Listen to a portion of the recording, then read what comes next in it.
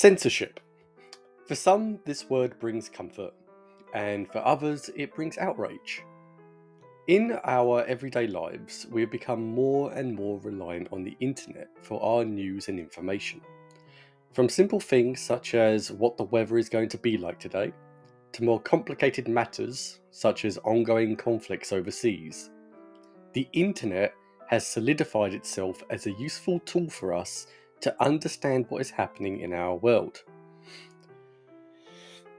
This information is, unfortunately, prone to censorship and lies, either through nefarious persons online or corrupt governments.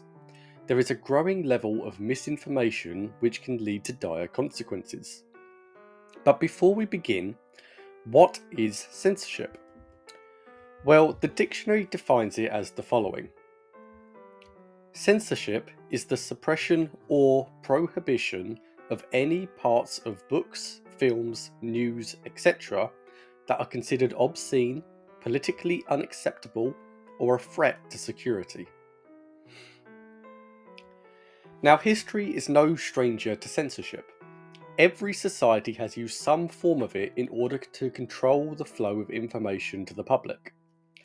From war crimes being hidden in Vietnam, to the slow domination of the Nazi regime, we even see it now in the monopolistic dictatorship in North Korea. Censorship always seems to aid the rise of dictators and criminals. But why is that? Humans are designed to work as a team. We trace our origins back to hunter-gatherers, where teamwork was the difference between a full stomach and dying cold and alone.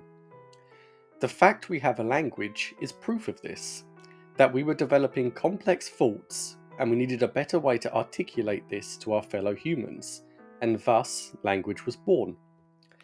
Because of all this, information is important in the swaying of opinions. For example, let's take two children. One of the children has been taught that this colour is red. The other has been taught that this colour is blue, which is correct. Both will argue that they are in the right, as that is how they've been raised, even if the world disagrees, which is simply due to the information they have been given. Now let's say that the child who believes this colour is blue has been told that any who disagree are evil. They will try to convince you that the colour is wrong and will attempt to control your mind by forcing you to agree. Although this sounds silly, it's a very simplistic way of understanding how people can begin to self-censor out of the fear of being on the wrong side. Censorship also betrays learning. I have seen in recent years how the term Nazi has been censored online, especially on platforms such as TikTok and YouTube.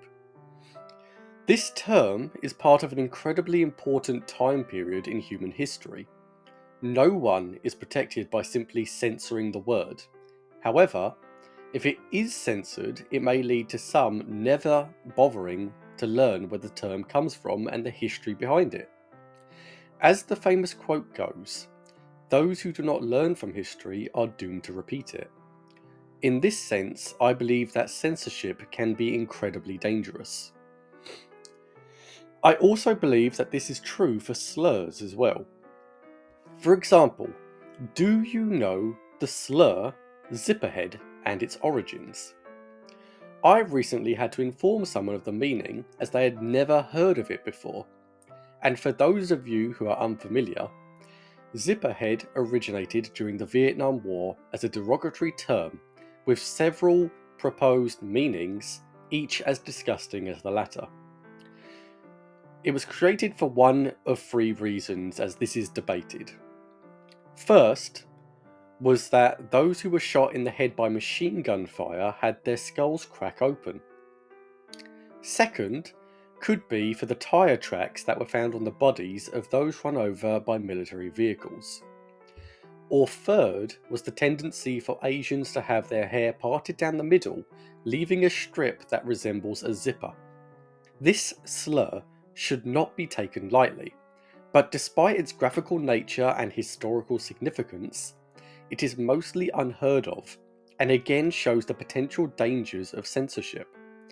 This term grants us an insight into the mentality of soldiers during the Vietnam War. By censoring it, you also rid us of important information that may enlighten us onto how psychologically damaging war is, which does not help us as a society. Now, I am not saying that all forms of censorship are bad. I believe that protecting children from overly graphical scenes is important. However, I do not agree with historical censoring. These events happened, and it is important for people to understand, otherwise it leads to inaction or repetition, both of which can be dangerous. But let me know what you guys think as well in the comments below. Are you for or against censorship? I'll be replying to as many of you as possible, as I think this is an important discussion to be had. If you enjoyed, don't forget to subscribe, and I will hopefully see you in the next video.